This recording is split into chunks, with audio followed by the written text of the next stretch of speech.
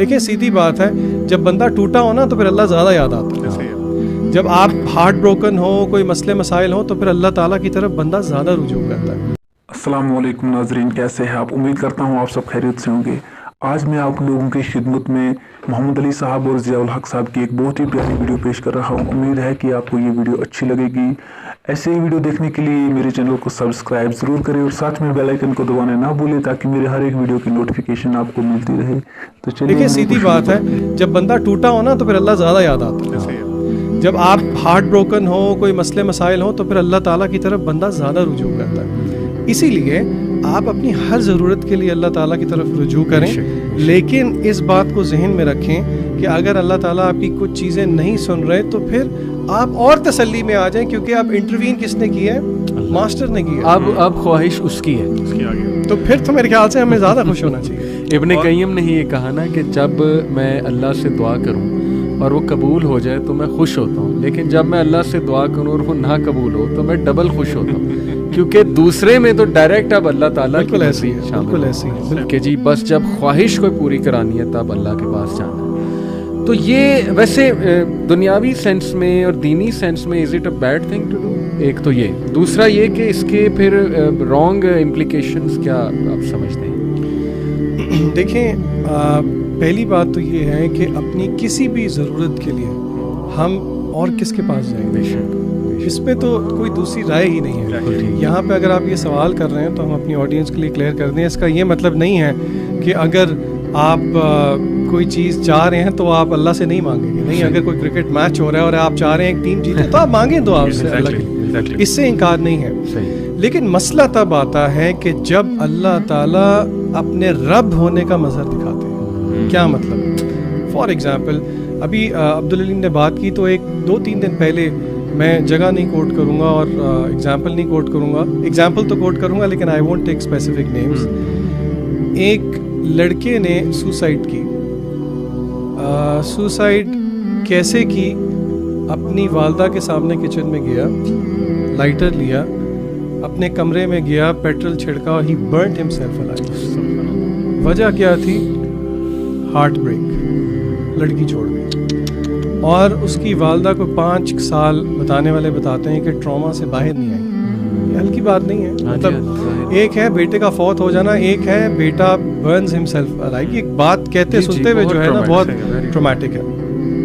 تو مطلب میں صرف ایز این ایگزامپل بتانا چاہ رہا ہوں کہ اور آل مائی ہارٹس ٹو اس طرح کے لوگ جو کہ اس چیز سے اپنے آپ کو باہر نہیں نکال پاتے. ہم سمجھتے ہیں کہ سمجھانے والوں کی بھی اس میں غلطی ہے اور جو نہیں سمجھ سکے، تو اسی لیے فار اے لیسن اس کا جواب میں یہ دوں گا کہ ضروری نہیں ہے کہ زندگی میں وہی کچھ ہو جو کہ میں اور آپ چاہ رہے ہیں، بلکہ امام ابن القیم رحمہ اللہ کہتے ہیں کہ اللہ تعالیٰ will test people with remedies of trials.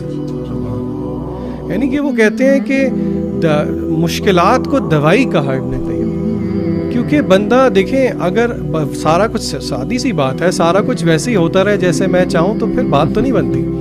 تو اللہ تعالیٰ کا جو ایک نام ہے نا، اللہ تعالیٰ رب ہے. ربوبیت کا مطلب ہی یہ ہے، اپارٹ فرام جو باقی چیزیں اس سے مطلب بنتے ہیں، کہ اللہ تعالیٰ تربیت کرتے ہیں. ایک ہوتی ہے جسے کہتے ہیں فزیکل تربیت، الذی خلقک فسواک فعدلک، اللہ نے ہمیں پیدا کیا، نوک پلک سوارے. پھر ایک تربیت ہے جو کہ اللہ تعالیٰ ہمیں مصائب میں مبتلا کر کے دیتے ہیں. ما اصاب من مصیبت الا باذن اللہ. بندہ کہتا ہے کہ یار یہ کیسے؟ بندہ یہ ریئلائز نہیں کرتا کہ یہ جب آپ ٹوٹیں گے تو اس کی وجہ سے جو عبودیت آپ سے نکلے گی جو کہ مقصود ہے.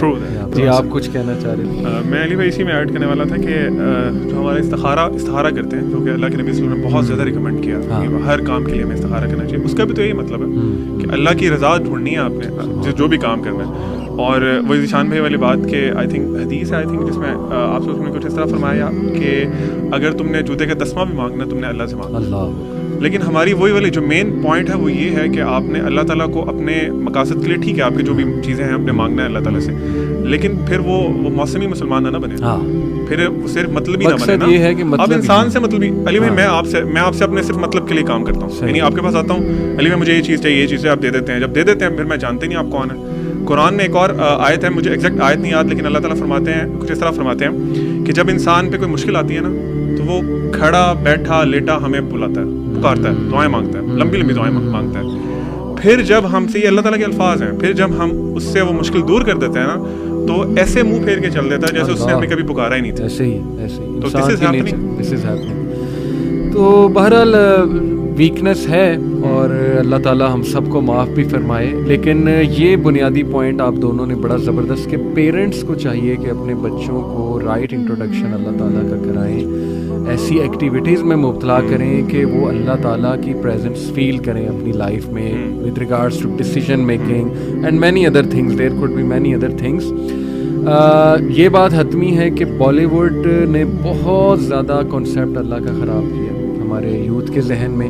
بس انہوں نے زندگی کا ایک نقشہ یہ پیش کیا کہ کھا لے پی لے جی لے, یہ زندگی ہے, اور جینے کے ہیں 4 دن, بس ٹھیک ہے, یہ 4 دن میں انجوائے کرو.